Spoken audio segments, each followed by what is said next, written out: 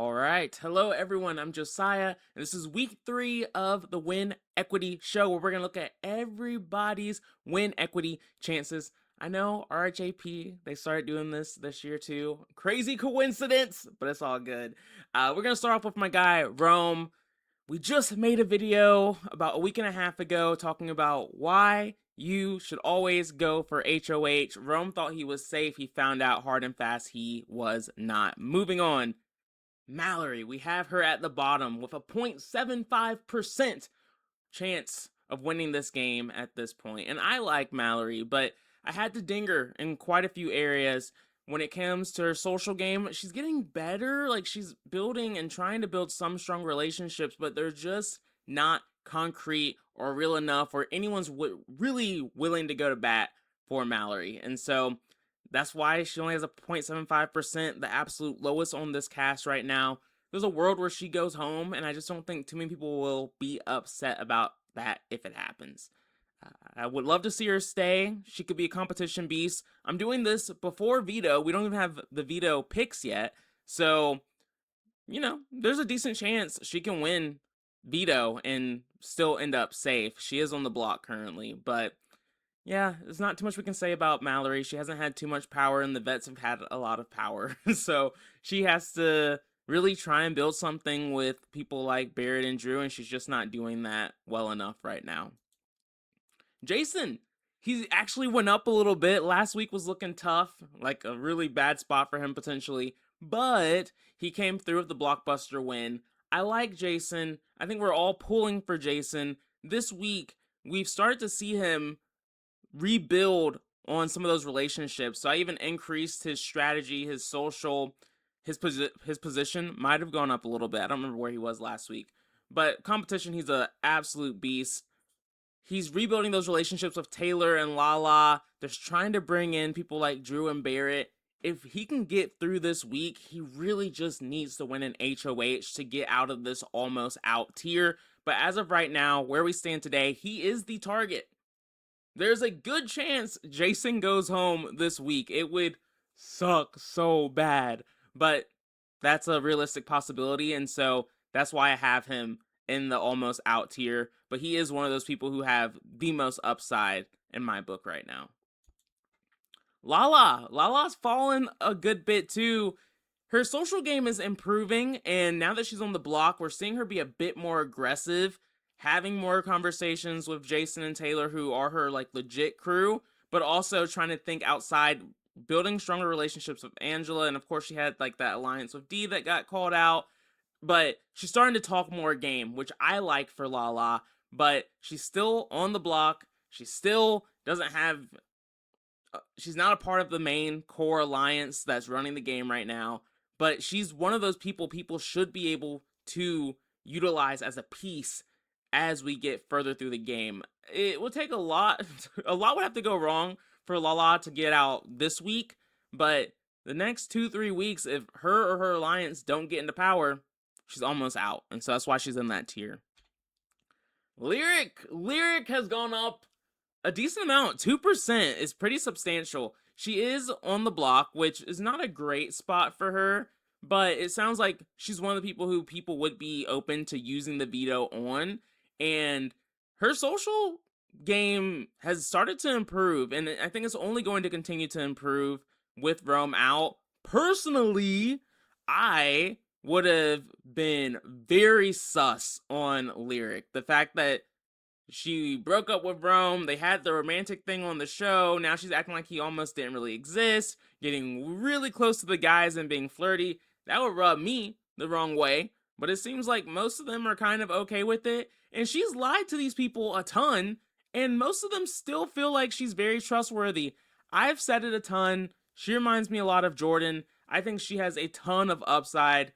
Her and Jason are two of those players that I think can definitely still get out of the long shot or almost out tier, but it's still going to take a lot to make that happen. And like I said, she's still on the block, and so I only have her at a 2.5% chance of winning this game as of right now, but I do think there's still a lot of upside there. We just need her, and I mean, she could actually still end up working with the vets, and that ends up being okay with her, or the red corner too, but ideally she'll start working more of Mallory, Melody, or whoever survives this week, Jason, people like that, and just connects herself to that side and they move forward. That's more of what I want to see happen. I think it's more realistic. Lyric's going to try to stay in the middle and not be too much of a target. The problem I have with her, and the reason why I have her position still at a D plus, is just that she doesn't have any super strong connections. She is kind of connected to Mallory. She's kind of connected to Melody, Jason. Like, she has a decent amount of people who like her, Yash, Chuck, but there's nothing solidified. And that's the piece that she's missing, but it's also part of why she's not a threat. We're going to talk about Taylor, who was kind of in a similar spot. Have her at 3% win equity. She went up just a little bit, 0.7%, mostly because she's not on the block. And the similarities between Lyric and Taylor. Last week, Taylor was kind of in recovery from when she was on the block, starting to be a little bit more social, trying to play the game a little bit more, and that put a target on her back. And so that's why you're like, maybe maybe it's okay if you're not as aggressive. The I still prefer the way Taylor's playing because that's part of why she wasn't put on the block this week by Kamu, is because she did start to build some of those relationships, talk a little bit more game with people like Kamu. I could see a world where Lyric is in a similar spot this week, but with her being on the block, it might be a little tough for her to really, really do that, but she doesn't seem to be a target for anyone. Let's focus on Taylor here. My issue with Taylor, she has been more aggressive over the last few days, trying to build something. And like her, Lala had the conversations with Melody, Drew, trying to bring them in, build something good.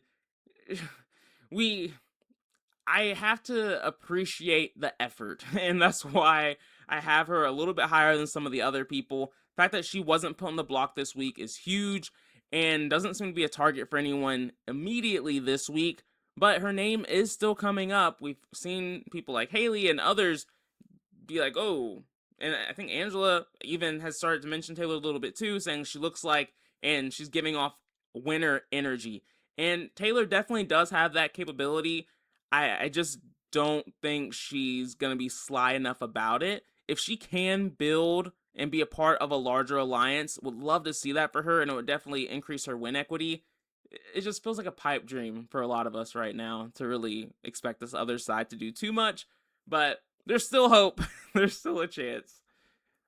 That's pretty much it for Taylor. Yash, he went up 2%. He is moving up. Lyric, Taylor, and Yash are kind of like the main three people who have increased the most outside of the guy who we'll get to at the end. Yash has also improved his social status and position.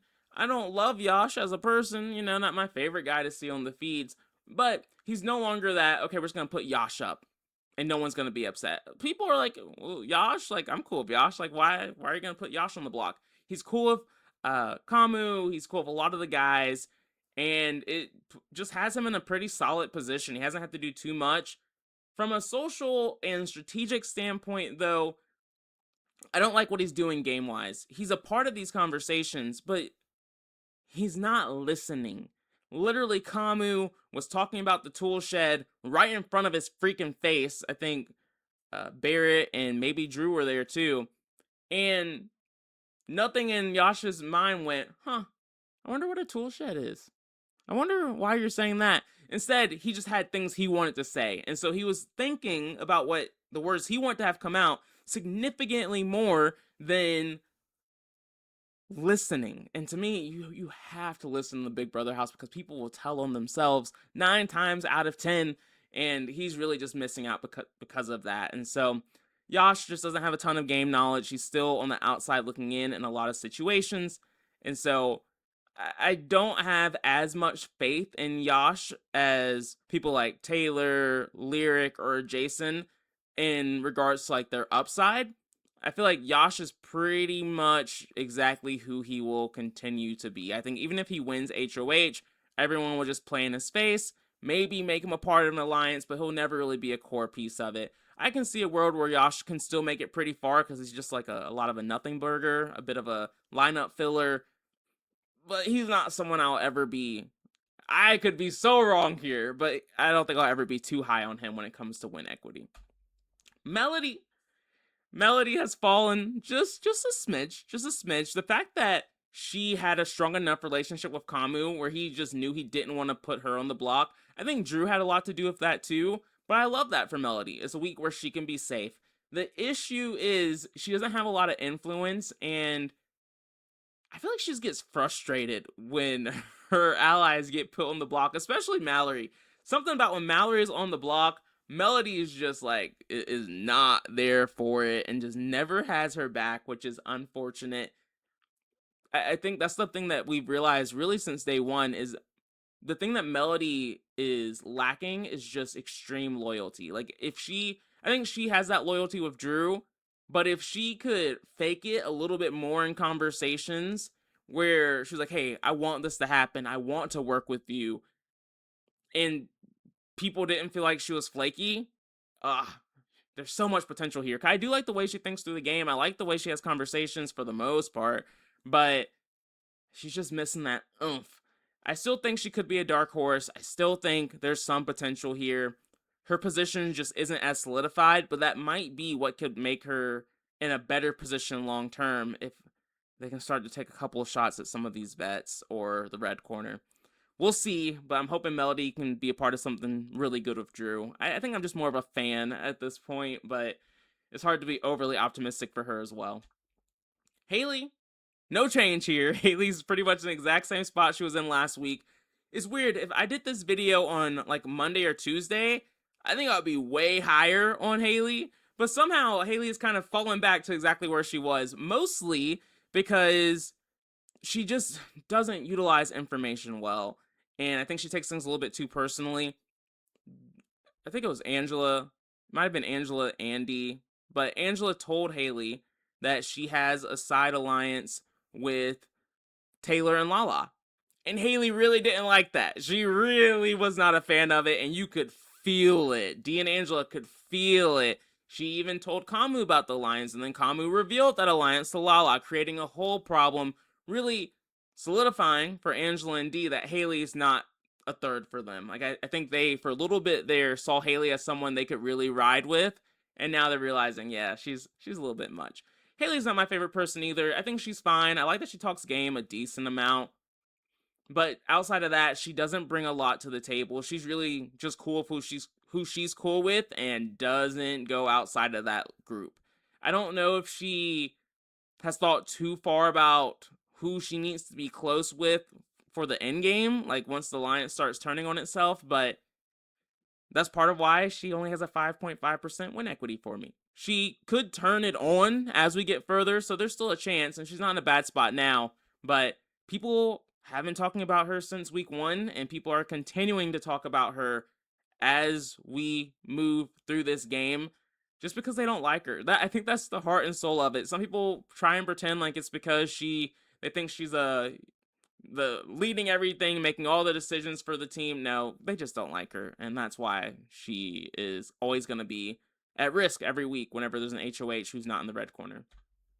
Chuck, very similar situation to Haley. Besides most people just don't have his name in their mouth.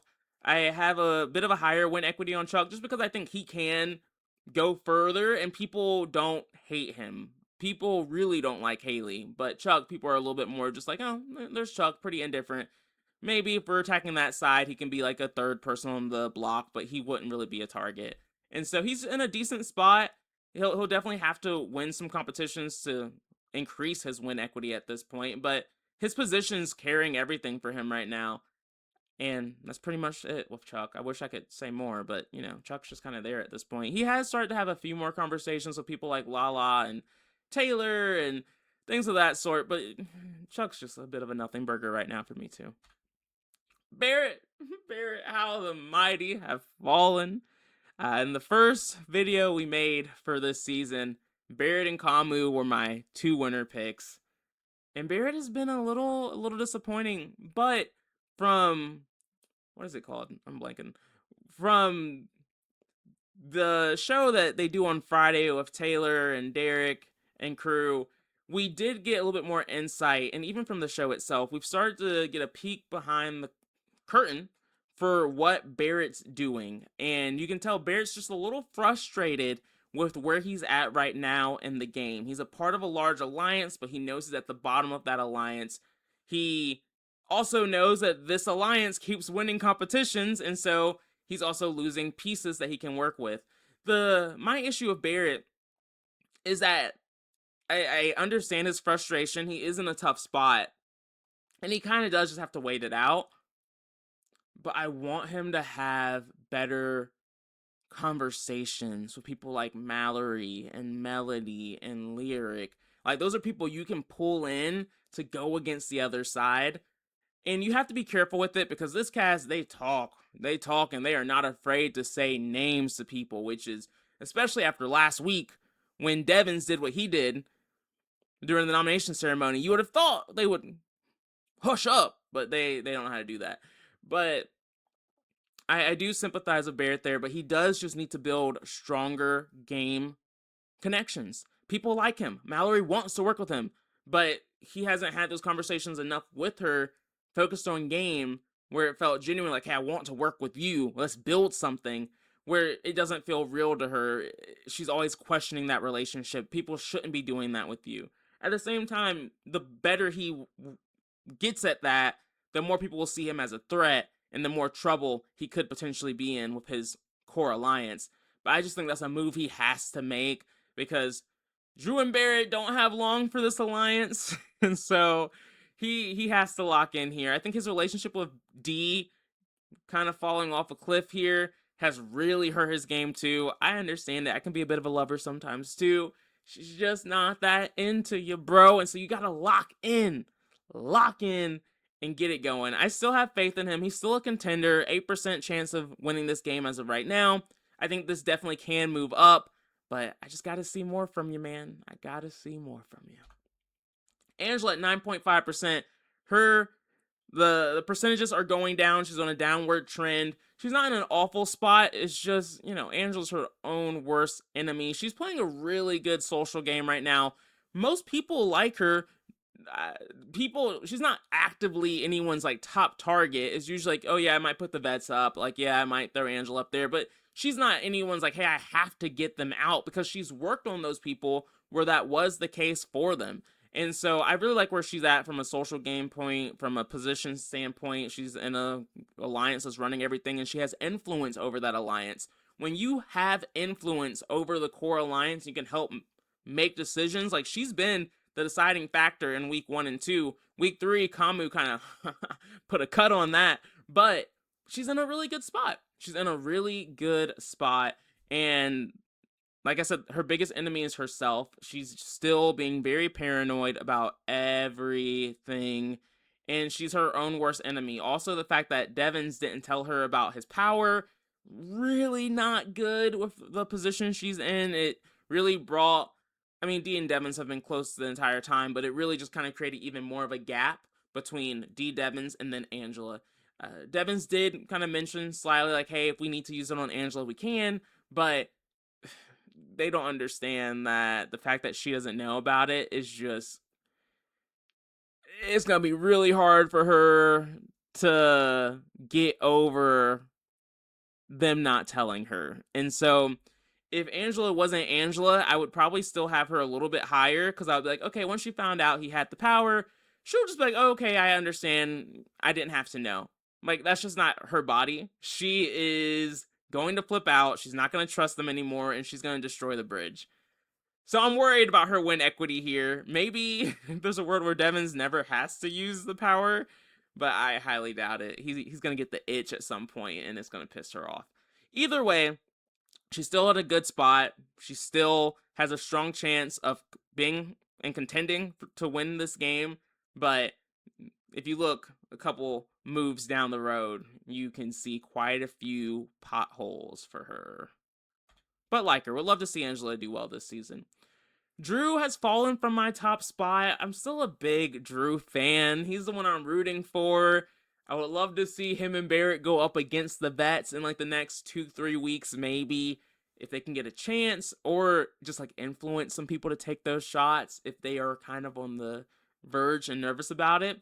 Drew is still in a really good position, great socially, really good strategically, position to have him at an A minus. It could be like a B plus because he is on people's radar.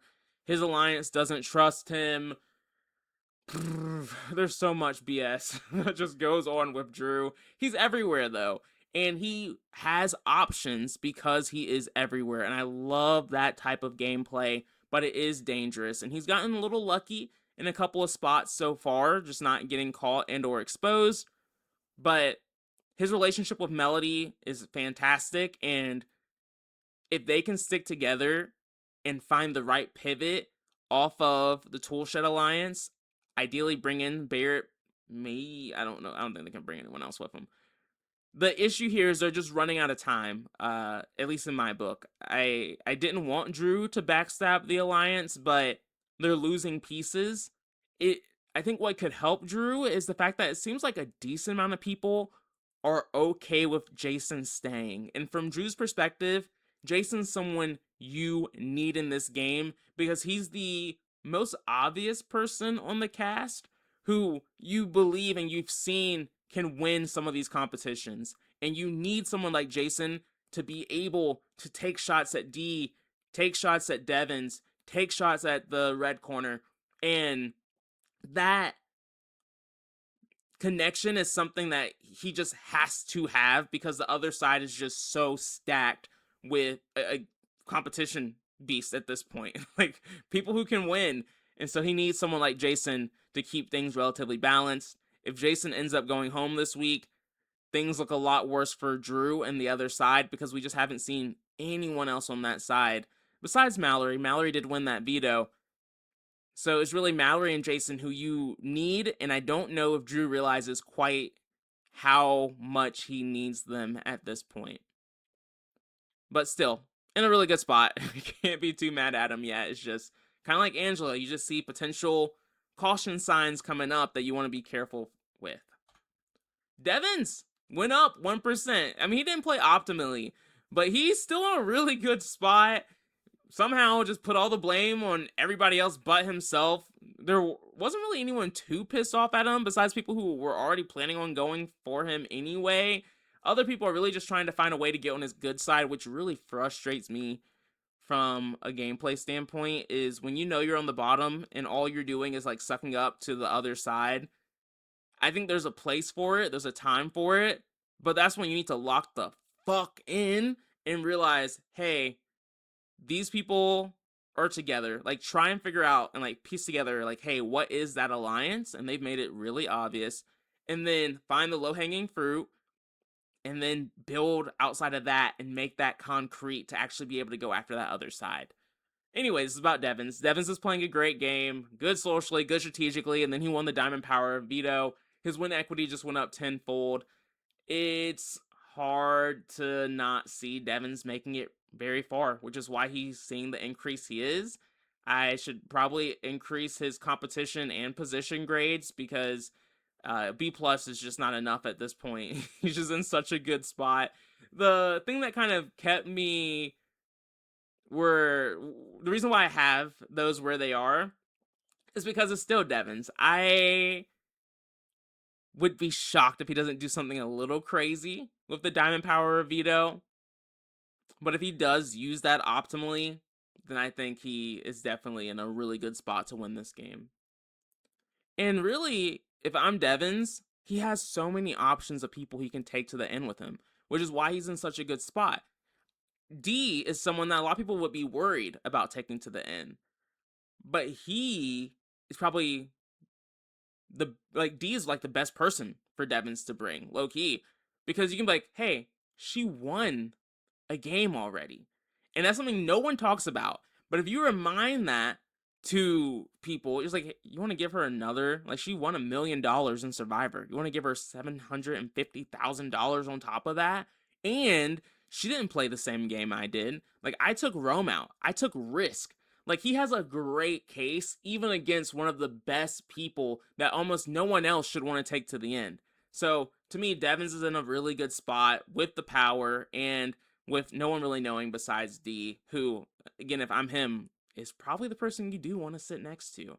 So, I want to see him have to work a little bit harder and get sweaty, but I'm happy with the work he's doing right now. And then D. D did fall from grace for me a little bit, but she's still playing a great game.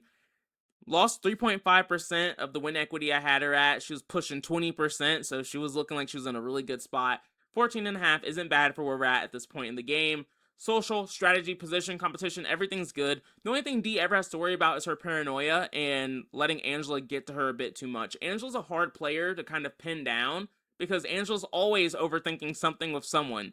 And you see it sometimes where D is like, okay, yeah, we still don't like Drew. And then Angela's like, Drew, talking about Taylor. I don't like her anymore. Okay, so Taylor. I'm talking about Haley now. Oh, okay, we don't like Haley anymore. Oh, okay, actually that makes sense. So like, it's weird because I know D as a smart player from what I've seen from Survivor. I didn't watch that season, but I did like some quick research. So I know she's smart. I also know she's not scared to turn against her alliance. But I just don't think she's gonna do that in this game.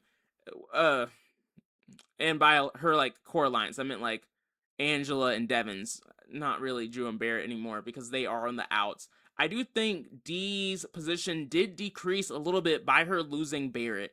When she had Barrett, she was pretty much covered from all sides because if Drew did decide to turn against the vets, Barrett wouldn't have been with it. But because Barrett isn't as close to D anymore, Barrett's like, you know what? Maybe I don't care if these bets are here. Like, there was a good 2-3 days where Barrett was ready to go to war for D, but not anymore. And it's probably for the best. It makes things a little bit more interesting. But D's a great player. I can't hate on her game really at all right now. Kamu. Kamu was my winner pick. I wasn't happy to say it. I know he's a lot. He's a lot. And he is I was watching Taryn today, and Taryn was like, yeah, he doesn't really have HOH-itis because he's always like this. And that's exactly what I was thinking, because people were like, Kamu has such a big ego, and he has HOH-itis. I was like, he would say this to Lala, like, if they had more one-on-ones, honestly. They just haven't had a lot of one-on-ones. And he would tell Lala, like, hey, people don't really like you if they talked more. That's just him. He does not care that much. But I think people, at least because he's HOH and he's now having those conversations, I think people have like a level of respect with it. They don't love hearing those things about themselves, but they're not like upset. And Kamu's still in a good spot. Like, people know they want to go for the red corner, but he's still not the target, like the first person people want to get out. And so I think Kamu's still in a really good spot. I should increase his competition to A plus, to be honest, because like I said when we first did the reactions, doesn't shock me. He is good at competitions. He just has the build, and on top of that, he's in a good spot, a good position. He's strong socially with Drew. My pipe dream would be Kamu and Drew coming together to turn up against the vets. I just don't think that's Kamu. Kamu's a very consistent player, and we saw that even back when D was HOH and he was like giving her advice, and the advice made so much sense for what she should do with the perspective he had of her game and their alliance. But what she did made more sense for her game, and he just didn't have all the information necessary. And so, even from week one, we knew, okay, he has a pretty good grip on the right moves to make. And so, this week, I was pretty tuned out like right away because I knew, like, okay, Kamu's just going to do the most boring thing that makes the most sense, and that's to go after Jason and put up people that people aren't going to be too upset about. And that's exactly what he did. And the other thing I like about his position is that he solidified the people who he's not in an alliance with. So he did still upset Taylor a little bit, but Taylor's not like too upset because he's like, hey, I'm not putting you on the block. He did the same thing with Melody, like, hey, Melody, I like this. I like us. I'm not putting you on the block. He then did the same thing to Lyric, which did kind of bite him a bit because he ended up putting Lyric on the block. But there's only so much you can do. You're going to have to burn some people at some point, and he still played it okay with her, where now she's been put up on the block twice. Again, she can't just go after Kamu because of that. So, to me, Kamu has a really good chance of winning this game. I do expect him to calm back down a little bit next week and not be the guy.